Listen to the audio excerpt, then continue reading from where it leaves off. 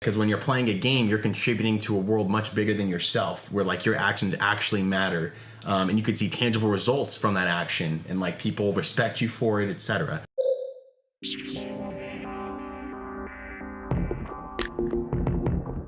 There's this thing called the Octavius Framework, right? And it's basically speaking to these 8 different core drivers of what makes people want to play a game. And literally the first one is this epic meaning and calling, right? Because when you're playing a game, you're contributing to a world much bigger than yourself, where like your actions actually matter, and you could see tangible results from that action, and like people respect you for it, etc.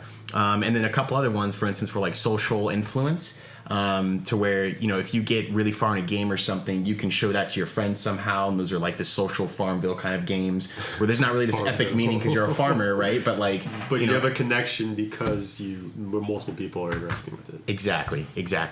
And so at Bbuck, you know, what we do is we're developing a platform specifically around that Octavius framework and making sure that people understand a Bbuck, although cash is a huge benefit of it, and that's one of the core drivers, like the end game for people.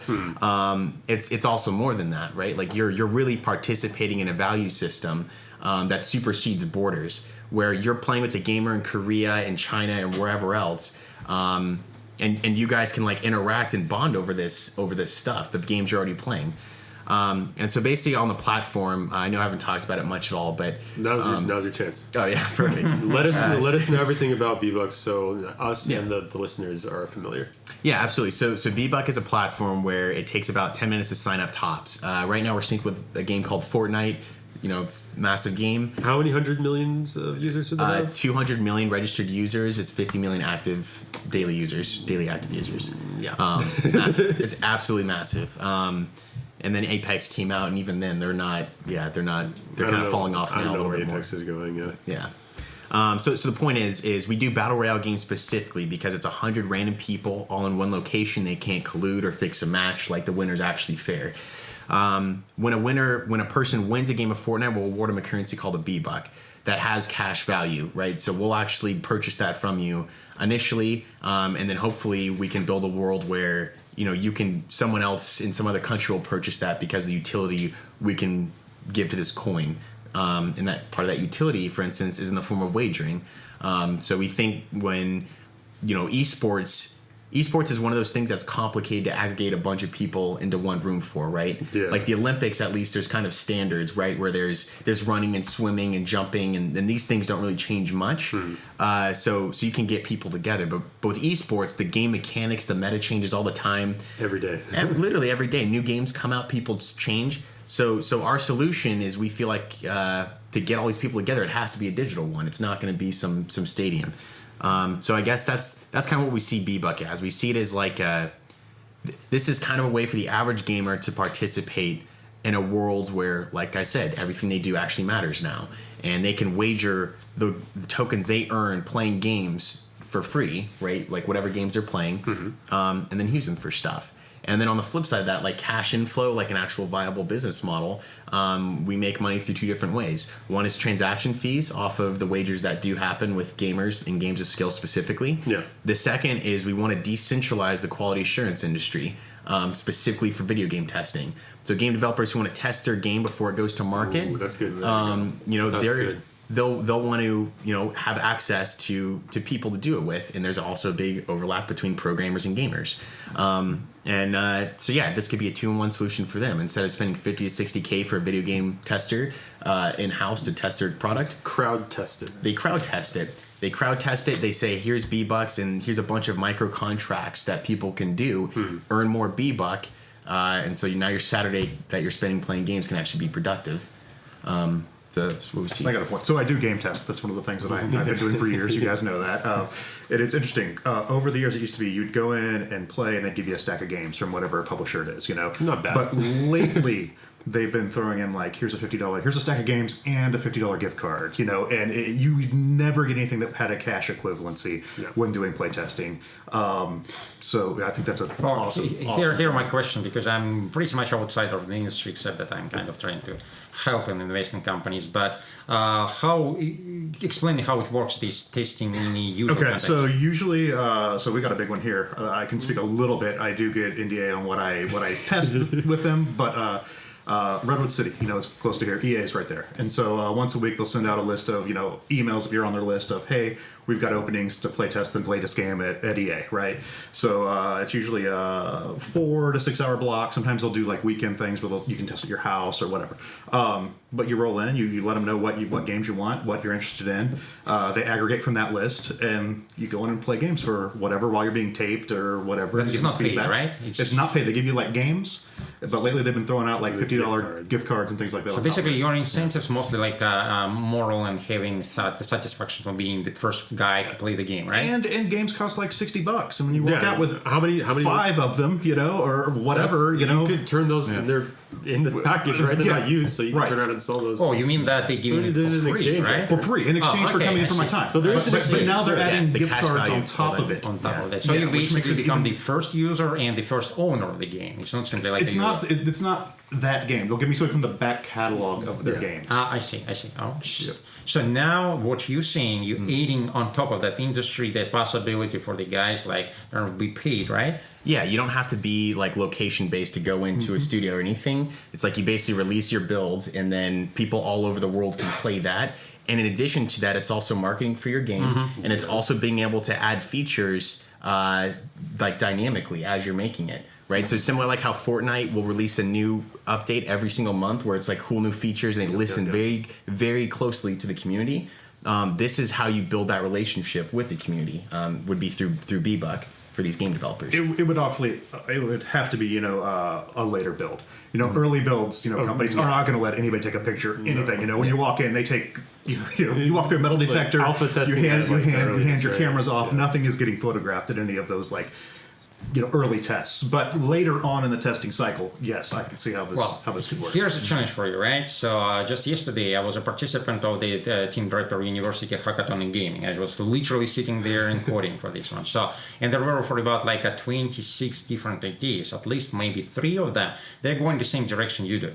So basically, they are trying to compensate people for different types of gaming participation in gaming. The difference. My question is, providing that there are going to be growing number of companies who are doing something or similar what you're doing, do you have a plan for withstanding this competition? How maybe you don't have a clear plan, but what is your expectations? How you expect your company to change with time?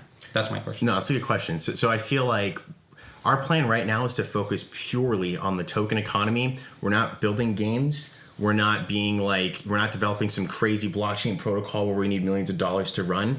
We're focusing on one thing, and we're going to do it really well.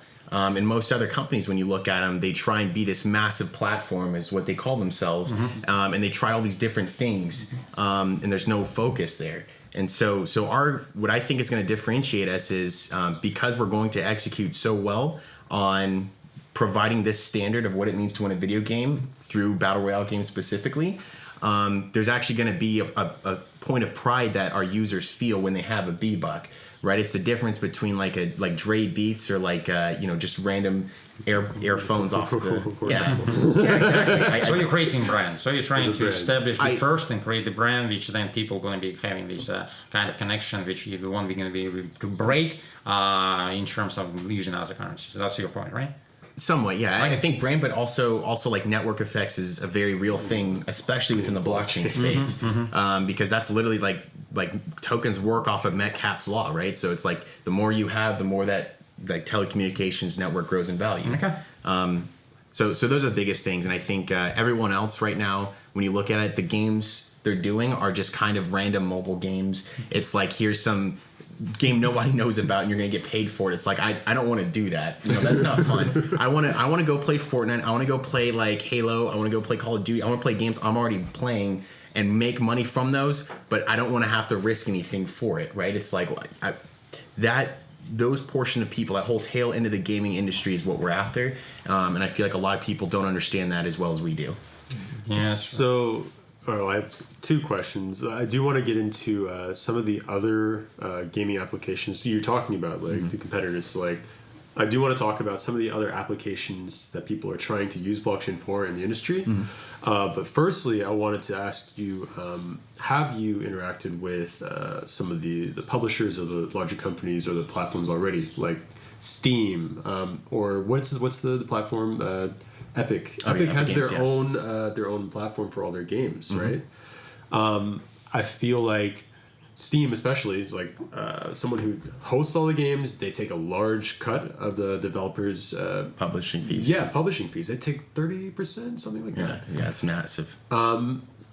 So how do you perceive, as the company grows, as Bbuck, network effect and whatnot, how do you see them taking it? How do you see them interacting with it? Because, and just off the top, I could see them thinking like, oh, I want to use this too, but they could maybe want to create their own version. So yeah, let me know what you think about that. Yeah. So I feel like at the end of the day, when Epic Games or Steam are taking these cuts, it's essentially for distribution, right? Like they're giving the game to a much larger audience than they could attain themselves. So if we can do something similar with Bbuck and kind of have this marketplace for game developers to post their things, and especially if they can up those in price, like with Bbuck, that's all we care about really, is the token being queues for stuff. Like utility driving features always for the token, then I think we could probably reduce those publishing fees, right? And it's a matter of just spending the token on stuff.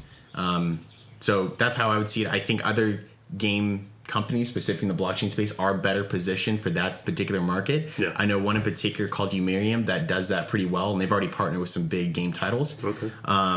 So it's something that would be cool for us to do later on, but I definitely don't think it's going to be our main focus at least from these first couple years, or first year at least. Okay, so. Sure. Then let's see what else we wanted to dive into. So what are some of the biggest challenges that you've kind of run into trying to get this idea off the ground? Oh, God. Man. A lot. When I first met Svet, man, my car. It was a journey. It was like, absolutely. You don't want to talk about your car. A lot of bad stuff happened. It was... one example was, so I did have like a Ledger Nano S. I was in San Francisco. I had my laptop. I had like business cards that I got from Switzerland. Like it was a good backpack. My passport was in there. Someone broke into my car, robbed all the stuff. Everything went down. I was like broke because I lost all my crypto. I had to go get a job for a little bit, and work it off. And it was the next day. These guys were meeting in this beautiful place, Palo. It was in that house, right? We were meeting there, and this guy was like absolutely not his own. And I was thinking, what's going on? Because I was talking to him, trying to teach some wisdom to him. He was like absolutely not listening. And then he relates me. Sorry, was like, you must be joking. Holding our assets in one computer, who was kind of snatched from his window. And he is actually getting an extremely difficult situation, but he's managed it absolutely, amazing, because after 2 months, you kind of re-merge and you can become part of different level, and there are more people around you, new developers. You also got a lot of problems with your first development team. Oh yeah, the guy freaked out. He left. He took down our whole website in a day. The guy was so pissed. Your laptop. No, sorry. Okay. This was so I had this is different. I had a guy I was working with, and he was kind of like interim CTO kind of guy, seeing how things work out, and he was very bipolar. And so we had a thing where we had the website up, everything was looking kind of cool, and then he talked kind of badly to this other developer we were working with. He was overseas, and I was like, hey man, maybe you shouldn't be so harsh on this guy. It's like, don't ever tell me how to talk. Leaves our Slack channel, takes down the entire Bbuck website offline. So I wake up the next morning, I was like, oh my God, it's gone. I tried calling him, he wouldn't answer the phone. I literally had to drive to his house and go in and calmly say, look, man, we basically got married when we did this, and we had a kid, and that kid is Bbuck. And right now you're abusing our kid.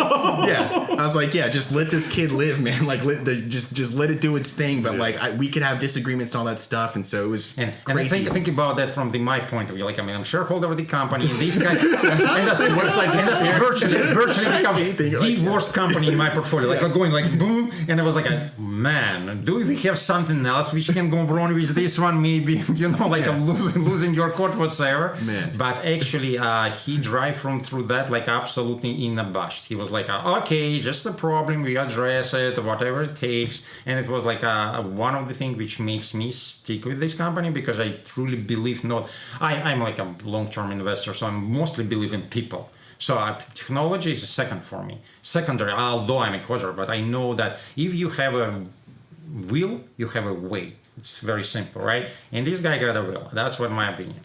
Basically, well, I'm advertising this straight for shilling like hell. We're gonna have to put a sponsored post on the video. Well, you know, I'm an open guy. Oh, thanks, man. Yeah, no, sign up. It's super simple. Go to bbuck.io and click the sign up button, and then you put in your email, your gamer tag, and 2 different passwords.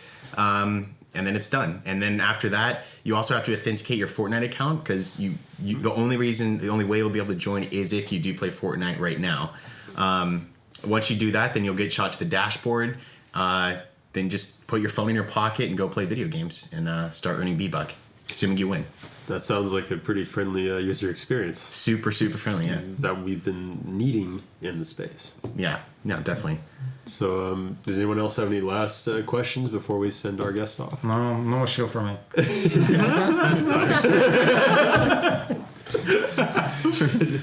Sorry, guys. Can't hold myself. Cool. Well, I think that's it for today.